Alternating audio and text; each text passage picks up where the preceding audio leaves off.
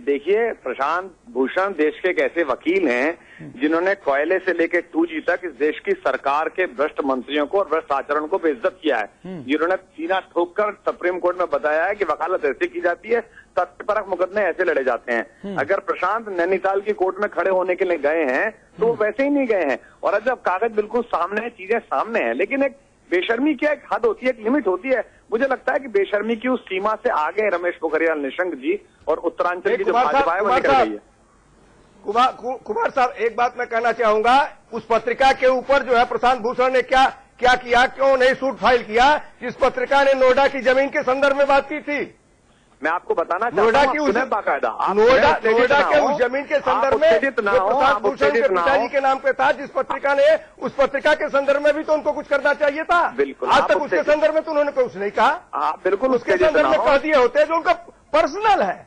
कोई बिल्कुल बता रहे ना, आप सुन तो लीजिए, आप सुनना सीखिएगा। देखिए, पहली बात तो किसी एक प्रश्न का उत्तर दूसरे प्रश्न से नहीं दिया जाता। और जहां तक प्रशांत भूषण पे इस तरह के आरोप या मुझ पर इस तरह के आरोप या अरविंद केजरीवाल पे इस तरह के आरोप हो, आप पे दुनिया की जो न्यायिक अदालत हो, हेग से लेके नैनीताल कोर्ट तक और लोकायुक्त से लेके लोकपाल तक, आप सबके यहाँ चले जाइए। कागज ना हो तो मैं दे दूंगा, किराया ना हो तो मैं दे दूंगा, क्योंकि मैं अच्छा खासा इनकम टैक्स देता हूँ। आप तुरंत जाइए, तुरंत कार्रवाई करिए। पर आप इनकम टैक्स, सुनिए, इनकम टैक्स मैं भी देता हूँ और मैं भी वो पॉलिटिशियन हूँ। आप जाइए ना, मैं तो फिर दोहरा रहा हूँ, मैंने पहले भी दोहराया था कि रमेश पोखरियाल निशंक भ्रष्टाचार के जागृत प्रतीक हैं। अब हमारे खिलाफ क्यों कर सकते हो करें? ये सवाल जी अतुल जी, जी कुमार विश्वास जी, बीजेपी नेता मुन्ना सिंह चौहान साहब आपसे बात करेंगे। जी मुन्ना भाई, मैं कुमार विश्वास साहब से सवाल पूछने का बड़ा उत्सुक हो रहा हूँ। जी ये जानना चाहता हूँ कुमार विश्वास साहब से कि ये PIL प्रशांत भूषण साहब ने की या PIL प्रशांत भूषण साहब पिटिशनर के वकील थे। प्रशांत भूषण साहब पिटिशनर के वकील है तो पैसा लेकर के वकील सब जगह पैरवी करते हैं, मर्डरर की भी पैरवी करते हैं, चोर की भी पैरवी करते हैं, शाह की भी पैरवी करते हैं। इसमें किसी को कुछ बताने की आवश्यकता नहीं है। हाँ, प्रशांत भूषण साहब ने यदि खुद ये PIL की हो तो मैं कुमार विश्वास साहब से जानना चाहता हूं। देखिए, यदि AAP, यदि आप आम आदमी पार्टी के प्रवक्ता के रूप में यदि इस बात की पैरवी करना चाहते हैं, प्रशांत भूषण साहब को आम आदमी पार्टी के प्रवक्ता के रूप में पेश करके और ख्याति प्राप्त वकील कह रहे हैं, तो मैं ये कहूंगा कि जब पार्टी टू द पिटिशनर, ठीक है, नहीं तो पैसा लेकर के वकालत करना, पैसा लेकर के हम आप भी क्या गलत है कर सकते हैं। क्या गलत है?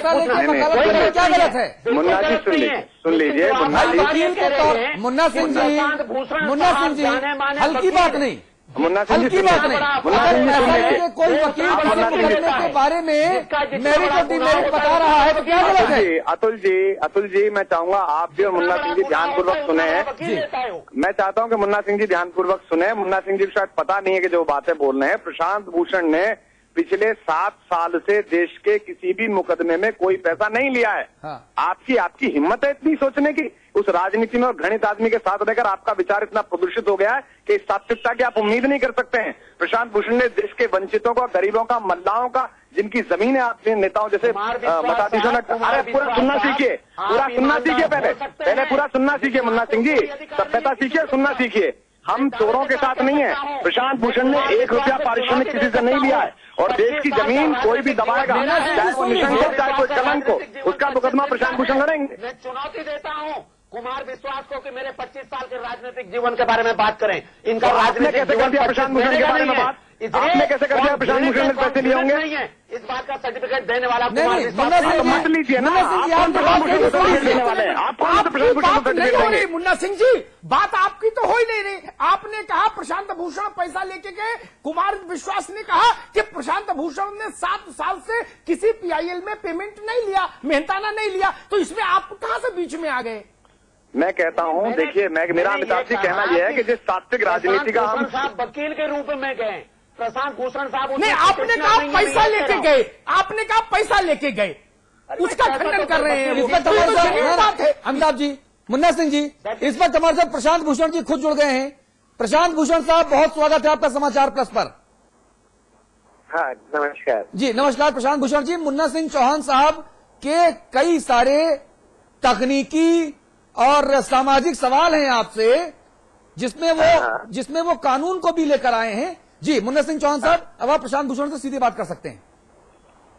भूषण हाँ, साहब, बोलिए बोलिए। मैं आपसे, आपने आज आपने क्या, आपके माध्यम से एक पिटीशन दायर हुई, मुझे मालूम नहीं है कि पिटिशनर आप या आप पिटिशनर के बिहाफ पर अपीयर हुए, मुझे मालूम नहीं है कि आप खुद पिटिशनर हैं या आप पिटिशनर के बिहाफ पर गए। नहीं, सबसे पहले तो मैं ये जानना चाहता हूँ, सबसे पहले तो मैं ये जानना चाहता हूँ, आप देश के जाने माने अधिवक्ता हैं, आपकी बड़ी ख्याति है, आपके पिता की बहुत ख्याति है। मैं एक लेमैन हूं, मैं ये जानना चाहता हूं कि अपने अधिकारों को डेविएशन से, विचलन के नियम का पालन करते आदरणीय नारायण दत्त तिवारी जी ने एक निर्णय लिया। आदरणीय नारायण दत्त तिवारी जी ने अपने अधिकारों का सदुपयोग किया, दुरुपयोग किया, ये इसमें प्रश्न चिन्ह हो सकता है। मैं आपकी प्रेस कॉन्फ्रेंस नैनीताल में देख रहा था, आपने नारायण दत्त तिवारी जी के खिलाफ एक भी शब्द नहीं बोला। आप केवल निशंक जी को कटघरे में खड़ा करके निशंक जी के ऊपर आप आरोपों की झड़ी लगा रहे थे। मैं ये कह रहा हूँ कि निर्णय करने वाला मैं हूँ, मैंने निर्णय किया, गलत किया, सही किया। मुन्ना भाई, आप उत्तर सुन ले, समय सीमित है। मुन्ना जी, समय सीमित है, उसके खिलाफ चार्जशीट देंगे। मेरे पास 9 मिनट है। मुन्ना सिंह जी, उत्तर सुन ले प्रशांत जी का। जी प्रशांत जी। देखिए, इसमें दोनों नारायण दत्त तिवारी और निशंक जी दोनों की बहुत साठगांठ है और दोनों की गलती है।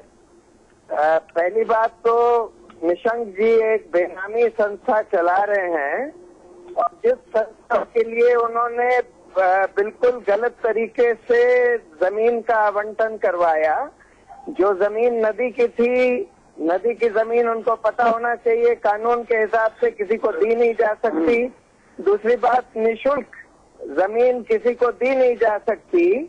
उन्होंने नारायण दत्त तिवारी से साठगांठ करके नारायण दत्त तिवारी ने अपने पद का दुरुपयोग किया और सारे कानूनों को, सारे नियमों को ताक पे रखकर नदी की जमीन निशुल्क इनकी निशंक की संस्था को दे दी और उसके बाद 3 साल के अंदर उसको चालू होना था, वो चालू नहीं भी हुई, फिर भी कोई कार्रवाई नहीं करी गई उसके ऊपर। और उसके बाद निशंक जब हेल्थ मिनिस्टर बने तो उन्होंने उसके लिए खूब डोनेशन वगैरह लेने शुरू कर दिए। उन्होंने उसके बाद परमिशन दे दी उस जमीन को मॉर्टगेज करने की और बैंक से लोन लेने की। और उसके बाद ये देखा गया स्टिंग ऑपरेशन में कि उस संस्था में 4-4 लाख रुपए डोनेशन लिए जा रहे हैं कैश में, एक सीट देने के लिए। तो इसमें दोनों की गलती है, लेकिन जाहिर है कि निशंक की संस्था के लिए ये सब किया गया। तो निशंक ने बेनामी संस्था बनाई है और उसके अलावा उसमें कैपिटेशन फी और डोनेशन वगैरह ले रहे हैं, उसके माध्यम से पैसा बना रहे हैं। तो जाहिर है कि मेन बेनिफिशियरी तो निशंक साहब हुए ना प्रशांत जी। क्या चीज? मेन बेनिफिशियरी जो है वो तो निशंक साहब हुए, उनका परिवार हुआ, ये सोसाइटी हुई।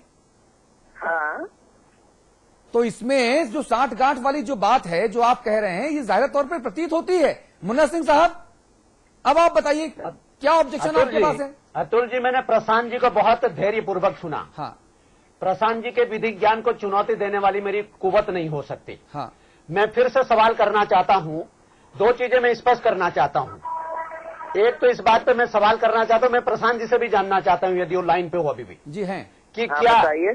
सोसाइटी रजिस्ट्रेशन एक्ट में क्या इस बात की कोई बंदिश है कि राजनीतिक परिवार के लोगों को विधि सम्मत में साफ शब्द जोड़ रहा हूं, conforming to the rules of, conforming to the law, क्या विधि सम्मत तरीके से कोई काम करने का अधिकार नहीं है?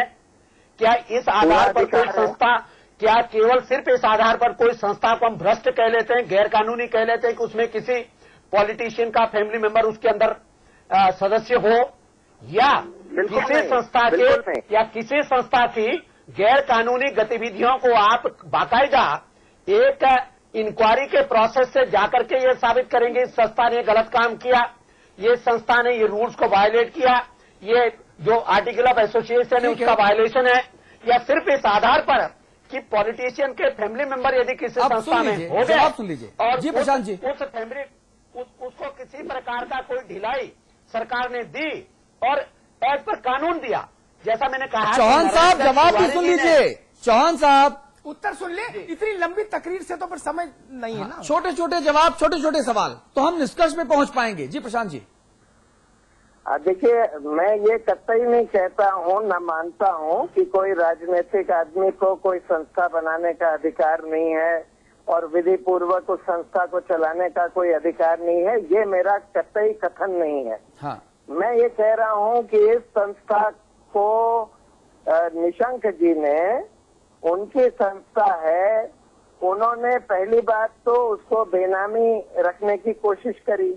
दूसरी बात, उसमें गैर कानूनी ढंग से नदी की जमीन का आवंटन करा लिया, बिना किसी पैसे के निशुल्क उसका आवंटन करा लिया। जो करोड़ों की जमीन थी बिल्कुल कानून के दायरे के बाहर जाकर, और नारायण दत्त तिवारी से अपनी राजनीतिक साठगांठ करके उनके अधिकार का दुरुपयोग करवा के अपनी संस्था के लिए बिल्कुल गैर कानूनी ढंग से नदी की जमीन का निशुल्क आवंटन करवा लिया, जो हर कानून के खिलाफ है। उसके अलावा वो उस संस्था में कैपिटेशन फी, कैश में डोनेशन ले रहे हैं जो स्टिंग ऑपरेशन से साफ है। तो हर तरह के गैर कानूनी काम उसमें कर रहे हैं। तो इसीलिए हमने यही मांग करी है कि इस जमीन के आवंटन को रद्द किया जाए और इसमें एक सीबीआई का इन्वेस्टिगेशन कराया जाए, ये पता लगाने के लिए कि इसमें क्या क्या बेईमानी हुई, किस किस ने करी और इससे किस किस का नुकसान हुआ, पर्यावरण का जो नुकसान हुआ ये उससे वसूल किया जाए। यही हमारी डिमांड है। जी शांति भूषण जी, मैं एक सवाल कर सकता हूं आपसे? बहुत संक्षेप में कहिए। अतुल जी, अब समय सवाल जवाब का नहीं है। नहीं, फिर 9:56 हो रहे हैं। अब माफ करिएगा मुन्ना सिंह जी, अब समय नहीं जी, अब समय नहीं। मैं अब इस चर्चा को अविकल थपलियाल साहब का जो फाइनल मुझे समाप्त करना होगा। हाँ, उसके बिना ये चर्चा अधूरी रह जाएगी। अविकल भाई, आज आप एक दर्शक के तौर पर मैच को देख रहे थे, मैं चाहूंगा कि आप जरा इसमें अपना फाइनल कमेंट जरूर दें। आज मुझे लगा कि मैं रियल होस्ट हूँ और शक्ति फिल्म का एक गाना है कि कहने को क्या बाकी रहा। हाँ। इतने बड़े बड़े दिग्गज बोल गए, यहाँ की भी बात आ गई, यूपी की भी बात आ गई, प्रशांत जी की बात आ गई, कुमार विश्वास जी भी कूदे, सबने अपनी बात कह ली। मूल मुद्दा यहाँ निकल के आता है कि तिवारी जी को हमें नमन करने का मन करता है कि उनके 5 साल के राज में हजारों एकड़ भूमि निःशुल्क लोगों में बांट दी गई। पहला उदाहरण रामदेव, पतंजलि बिना पैसे की दी गई। दूसरा, एक राज्यपाल अब हो गए पूर्व, उनको दी गई। तीसरा बड़ा किस्सा ये कि ये जमीन भी निःशुल्क दी गई। अब ये तकनीकी पहलू है कि इस जमीन को लेना चाहिए था या नहीं लेना चाहिए था। मैं आपको बताऊं कि गोदियाल जी उस समय एमएलए होते थे जिन्होंने निशंक जी को हराया था। हाँ। वो पूरे 5 साल रोते रहे तिवारी जी के सामने कि मेरे क्षेत्र में काम कर दो, मेरे क्षेत्र में काम कर दो, मेरे क्षेत्र में काम कर दो। उनके क्षेत्र में कोई काम नहीं हुआ। उनके साफ आरोप था कि तिवारी जी निशंक की ज्यादा सुन रहे, मेरी कम सुन रहे। तो निशंक जी का तिवारी जी पे जो इम्पैक्ट था उसका परिणाम ये निकल के आया है। क्योंकि समय कम है, अमिताभ जी को भी इस पर संपादकीय टिप्पणी करनी है। मामला ये हाईकोर्ट की दहलीज पर है, लेकिन ऐसे यहाँ पे कई मामले हैं कि जिसमें उत्तराखंड की जमीन को कर्जदार 27,000 करोड़ का कर्जदार है, वहां जमीनों की खुली बंदर बांट हुई है और बड़े बड़े राजनेताओं को, बड़े बड़े राजघरानों को, उद्योगपतियों को और कुछ मीडिया हाउसेज को भी फ्री में यहाँ जमीन दी गई है। मेरा यहाँ पे इस मन से ये कहना है कि ये इस बहाने, ये जो आज हुआ है, इस बहाने अन्य मामलों में भी रिट दायर होनी चाहिए और दूध का दूध, पानी का पानी होना चाहिए। हाँ। अगर वसूली बनती है तो नई सरकार को किसी भी तरीके से उन सभी से वसूली लेनी चाहिए जो मुफ्त में बांटी गई है। ठीक है, ये खैरात नहीं है उत्तराखंड कि आप मुफ्त में जमीनें बांट दी। जी अमिताभ अग्निहोत्री जी, देखिए इस पूरी बहस में 4-5 बिंदु हैं जिन पर बहुत ध्यान से इस देश को और इस प्रदेश को सोचना होगा। किसी भी मुख्यमंत्री के अधिकार की सीमा समुद्र और आकाश नहीं है। मुख्यमंत्री जिले इलाही नहीं है, इस बात को सुरेंद्र जी को भी समझना होगा और मुन्ना सिंह जी की पार्टी को भी समझना होगा। मुख्यमंत्री संविधान और कानून और नियम और परंपराओं के दायरे का बंधक है। बंधक शब्द इस्तेमाल कर रहा हूं। वो राजा नहीं है कि जो कह दिया वो कानून के दायरे में चलने वाला घोड़ा है। वो अपने कानून नहीं बना सकता ना कि मेरे मन में आया, मेरी मर्जी, चाहे ये करूं चाहे वो करूं। एक गाना था, वैसा थोड़ी ना आप गा सकते। शपथ लेने के बाद आप संविधान से बंधते हैं, यहां उसका उल्लंघन हुआ। दूसरी बात, अगर ये चिट्ठी मैं भेजता कि मुझे 15 एकड़ जमीन दे दो, तो नारायण दत्त जी, सुरेंद्र भाई के शब्दों में पितृ पुरुष, महापुरुष, विकास पुरुष, वो शायद ओब्लाइज नहीं करते। ये चिट्ठी चूंकि निशंक जी के परिवार की थी, इसलिए ये ऑब्लिगेशन हुआ, जिस बात की ओर प्रशांत भूषण जी इशारा कर रहे थे। तीसरी